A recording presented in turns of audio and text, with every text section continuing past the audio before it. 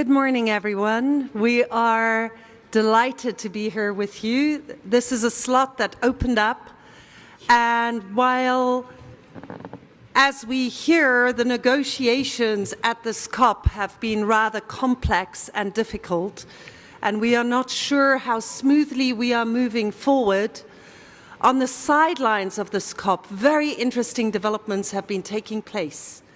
And we are here today to celebrate with you the signing of 6 Memorandums of Understanding for the implementation of Ecovillage development programs in Togo, Sudan, Sierra Leone, Liberia, the Gambia, and Burkina Faso. There have already been MOUs with Zimbabwe and Morocco beforehand. These will be continuing. And I just want to give a very short introduction about this approach before we hear from some of our countries that are present here, and just share with you the appreciation that is already there on the highest levels of the UNFCCC for the Ecovillage approach, which allows the people on the ground, the population, to become fully involved. It allows for the funding streams to actually reach the population on the ground. We're aiming for at least 70 to 80% of the funding to reach the people for the well-being of the communities, and also using the vertical indices to really be able to measure the impact of activities, working with nature-based solutions from the local communities upwards through some of the countries that are having a pretty hard time in the world. We work through all of these different levels, so from individuals to small projects up to villages, cities, regions, and we're working with 5 big Ecovillage programs for complete transformation of human presence from destruction to regeneration of ecosystems, social systems, cultural systems. And here today, we're mainly looking at the Ecovillage Development Program. This is the transformation and integration of traditional villages, already existing settlements, especially in rural areas, those that take care of their environments and can truly replenish the forests. We always work in all 4 areas of regeneration, so social, culture, ecology, and economy, and integrate this into a whole systems design. So we know that we can only truly replant the forests if we work with the people, if we allow them to make a good income from these forests, and we know who is going to be taking care of those trees after they have been planted. We work in a way that we work with the communities and for the communities. It's the people on the ground who benefit. We work with the cultural heritage of people on the ground. And we know that communities, wherever they are the caretakers of the ecosystems. The next decade will be the decade for ecosystem regeneration. And we know that that can only be done hand in hand with the communities that are caretaking, for instance, here of the terraces. We work with the communities themselves to clarify what are their assets, what are their needs, what is it that they would most like to see. Is it indeed the renewable energy systems, the off-the-grid solar systems, or is it maybe the water retention landscape or the organic agriculture? And we bring the news, we have been bringing the news to the COPs for the past 5 years in a row, and we've had more and more traction from governments around the world. The Ecovillage concept has been spreading, especially across West Africa, starting in Senegal, where we were working with 45 traditional villages, and the government has now set up a national Ecovillage development program to transition 14,000 traditional villages to eco-villages, and this has been spreading to inspire governments elsewhere.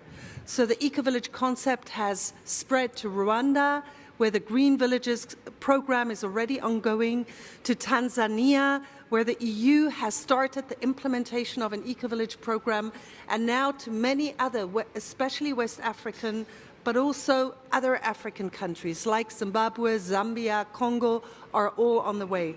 And these are the kind of changes that we can expect. So building water landscapes, replanting forests, regreening the deserts. If you look at the images above and below, it's the same house, but by very, very careful drip-by-drip irrigation, we can transform our environments. And again, having forests that were cut down that can be replanted and caretaken by communities, we can really see the difference. In our approach, it's the communities that inspire the next round of communities.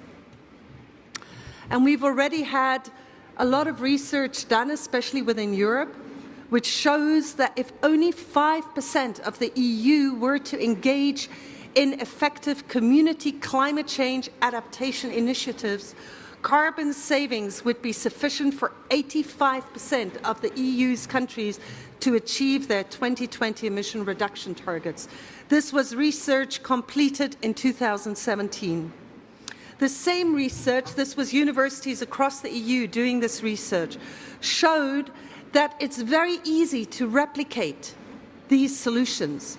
So when one community starts and implements it, the next communities catch on, and this spreads naturally.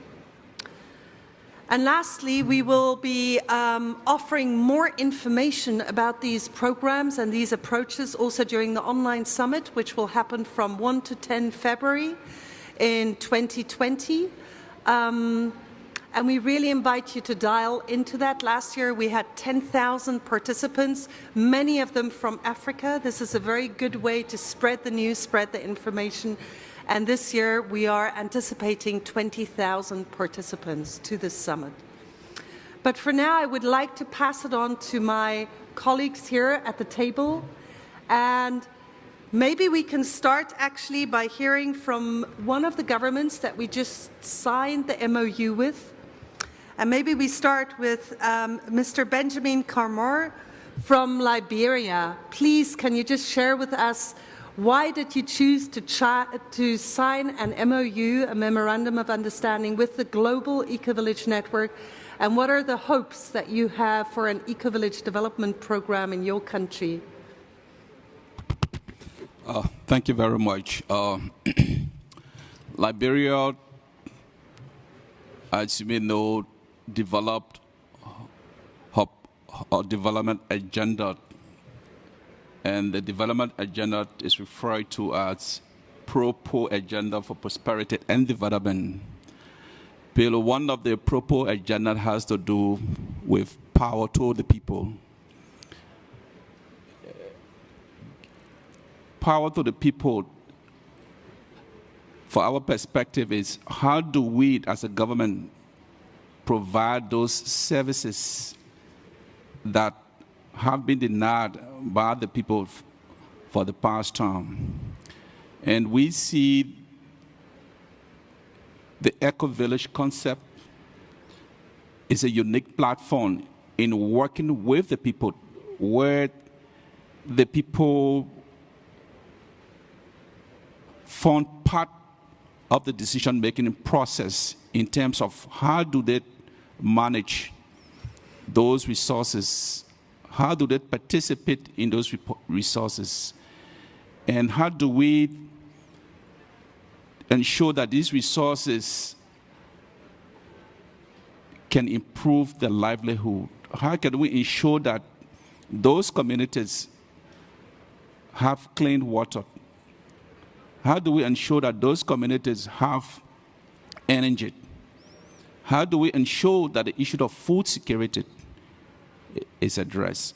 And we see that the Ecovillage concept is a unique opportunity in terms of working with the people at the grassroots, where before you start any activity, you go and you consult with the people. So at the end of the day, the little resources that you are going to deploy in these communities will serve as a catalyst in transforming these communities that are ecologically challenged, these communities that have a problem with health, these communities that have problem with even the issue of income generation. And again, my government is very much committed in terms of meeting our own obligation as it relates to the signing of this Memorandum of Understanding with the Global Ecovillage Network. We think that working together will help us to achieve the Sustainable Development Goals, because working with you is not going to be goal-techting, but we think that we will be able to achieve a lot of, out of the 17, if we can achieve 15, I think it will bring transformation to our poverty communities in Liberia. Thank you so much. Thank you, Benjamin. And we'll go straight on to Lovins Owusu-Taki, who's from Ghana. We've just started the conversations about really scaling up eco-village development in Ghana, so we'd just like to hear about your hopes for an eco-village development program in Ghana. Yes, my name is Lovins Owusu-Taki, and I am the Vice Chair for the Ecovillage Network in Ghana. In Ghana, the initiative had started at the grassroots communities, where communities, the Ecovillage education program was used as a tool to train young people and community leaders and to become very vibrant. And now they have gone back to their communities, working hard to restore ecosystems. Most of these young people and community leaders are working with a host of farmers to integrate agroforestry onto their farms, and then also restoring indigenous trees that were becoming extinct, and at the same time working with women farmers to integrate moringa on their farms, and also helping them to process this moringa into soaps and creams to provide livelihoods whilst restoring the ecosystems. One significant initiative that the Ecovillage Network also brought into the country is to address the problem of energy access in local communities. Most of these women are working in smoky kitchens and smoky agro-processing sites using traditional inefficient cook stoves. And through the Ecovillage Renewable Energy Program, we are now working with women groups in the various communities to produce improved cook stoves, and so that can be used at homes. And interestingly, the innovative cook stoves we are promoting now is to work biomass gasifier stoves. This kind of stoves can use agro waste for cooking in the stoves without smoke, and at the same time the ashes provide biochar that can improve soil fertility on the ground. And we are also working to help them to build bigger institutional stoves that will use less firewood and process food without smoke, so that we can improve the air quality and the ecosystem where the women are working, and help the communities to work in have cleaner energy access in the various communities. And these are initiatives that are started, and we are now working with government to scale up in Ghana. Thank you. Wonderful. Thank you to Ghana. And we will continue with Mr. Akpamou Kokuvi from Togo, also a government that we've just signed with. Mr. Kokuvi will be speaking in French, and we will not be translating. We will assume that we all need to learn French, English, Spanish, many, many more languages, and we will later translate in the video directly. So over to you. Thank you, Kocha. Maybe the next time we will do better. Okay. Merci beaucoup. Le Togo s'honore d'intégrer le réseau mondial des éco-villages et par là entend travailler de manière rapprochée avec le réseau des éco-villages africains pour pouvoir porter les valeurs qui sont promues à travers les éco-villages. Et donc, au Togo, nous, depuis 4 ans, nous sommes en train d'expérimenter cette initiative à travers un programme qui vise, d'ici 5 ans, la transformation de 500 villages en éco-villages. La stratégie, c'est de pouvoir mettre en place des infrastructures d'énergie renouvelables, des infrastructures en eau potable dans 50 villages pilotes qui peuvent polariser les 450 autres villages pour porter le nombre de villages à 500. Donc à ce jour, nous avons 7 villages pilotes dans lesquels le programme intervient. Et nous avons installé au jour d'aujourd'hui dans 2 villages pilotes 2 microcentrales électriques qui fournissent de l'électricité propre aux localités. Nous renforçons leur capacité à la gestion des forêts communautaires et forêts sacrées parce que le Togo dispose de beaucoup de forêts communautaires, de forêts sacrées que nous essayons de conserver. Et également, nous avons fait des sources d'alimentation en eau potable drainées dans les différents villages et nous sommes en train de mettre en place un système de surveillance par satellite pour évaluer les impacts des investissements que nous faisons au sein des éco-villages et pour le futur à travers le GEN. Le Togo entend collaborer avec l'ensemble des éco-villages qui sont dans le GEN pour pouvoir partager les expériences et bénéficier de l'expertise qui est au sein du réseau mondial et accroître les impacts de nos activités au niveau du pays. Et il est aussi important, je dois le souligner, j'ai appris hier qu'il existe une technique d'agriculture régénérative au sein du réseau. Et le Togo voudrait vraiment expérimenter cette expérience parce que nous avons une vision de restaurer 1 400 000 hectares dans le cadre de l'initiative FR100 au niveau du pays. Restauration des paysages forestiers, 1 400 000 hectares. Donc, cette technique d'agriculture régénérative serait très bien expérimentée au niveau du Togo. Donc, c'est principalement ce que nous voulons expérimenter dans nos éco-villages. Et je vous remercie pour nous avoir acceptés dans le réseau mondial. Merci beaucoup. Merci beaucoup. C'est très impressionnant, vraiment. Magnifique. Et voilà, on continuait avec le Maroc. Le Maroc? Le Maroc. Oh, sorry. We're going to continue with Morocco, and Kenza Isnashni will just share about the beginnings of an eco-village development program in Morocco. Thank you, Kosha. So I'm Kenza from Morocco.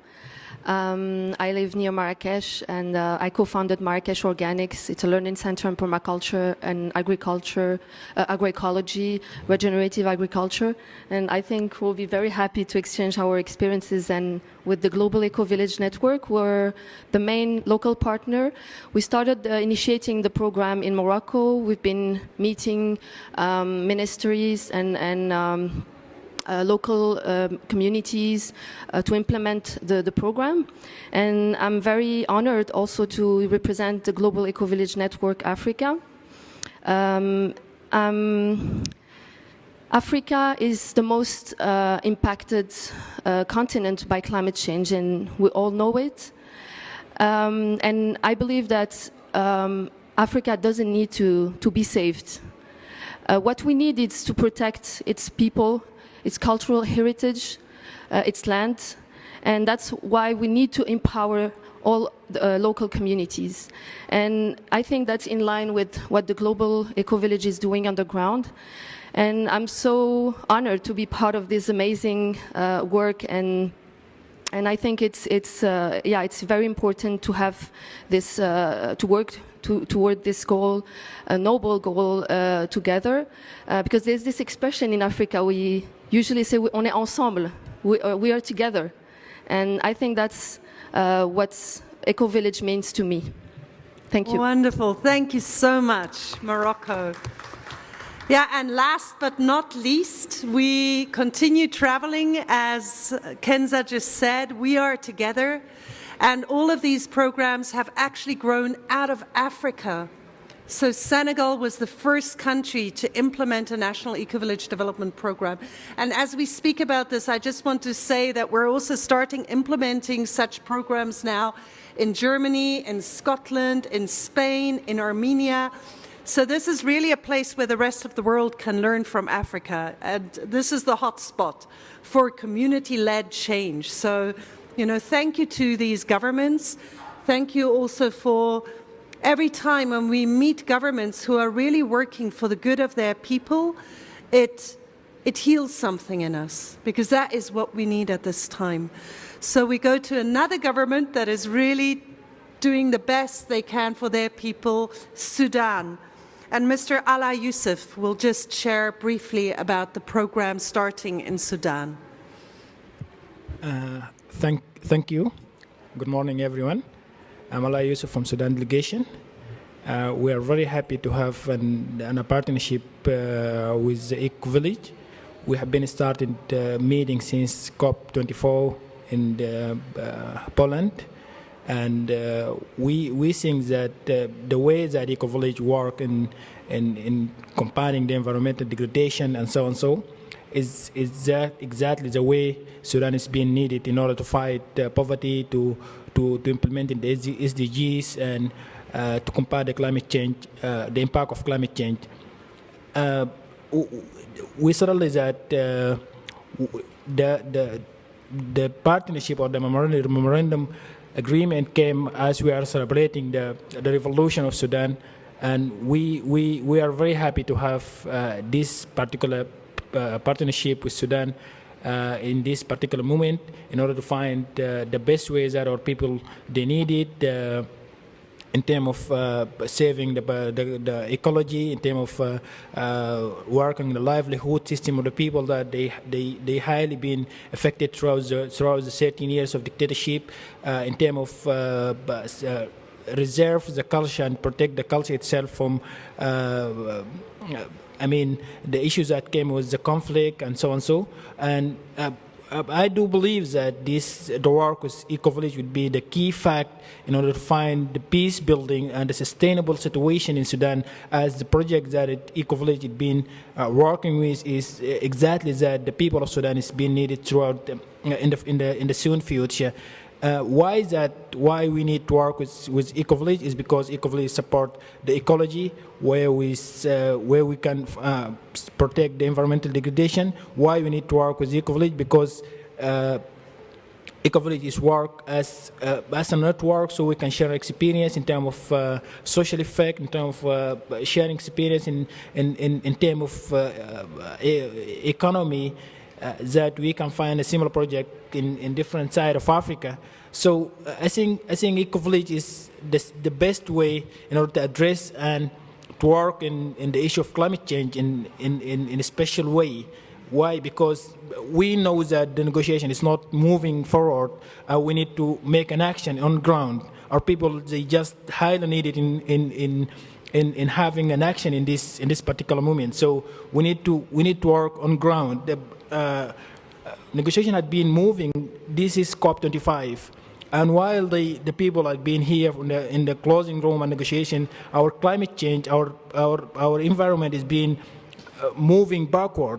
So what we need to do right now is we need to take an action on the ground with our people, with the community, with the rural communities that I think they had been highly affected throughout the time with the impact of climate change, with the conflict as in the different side of Africa, and with the poverty. So we think, we believe, we will work very hard with the Ecovillage Network in order to find a solution for this problem on ground, and we will let the people here in the rooms do whatever they want to do, and we are moving forward in order to achieve the sustainable situation for our people, in order to achieve the SDGs goals, in order to achieve a better life and to protect the environment for the next generation of our future.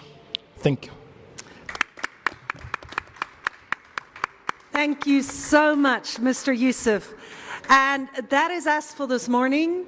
We only heard yesterday evening that we were going to have the slot, so we really want to thank our representatives from Sudan, from Togo, Liberia, Morocco, and Ghana that you've been able to make it here. I personally am from South Africa, and we also want to send our strong regards to Sierra Leone, the Gambia, and all the other governments that are in the process of signing MOUs with us. And we're calling from here also to the funders, because we know that at the moment a lot of the funding is never reaching the communities on the ground. And yes, we have great tree planting projects happening besides the highways, but as I said before, who's going to caretake those? Or investment in infrastructure, or funds that get stuck in the bureaucracy of projects. So these are the countries that are ready for these programs. Please support them and allow the Green Climate Funds and the other funds to go where they need to go, to the people on the ground who are the real caretakers of their environments. Thank you so much for your attention today. We are celebrating with you some of the positive outcomes of COP25 in Madrid. Thank you.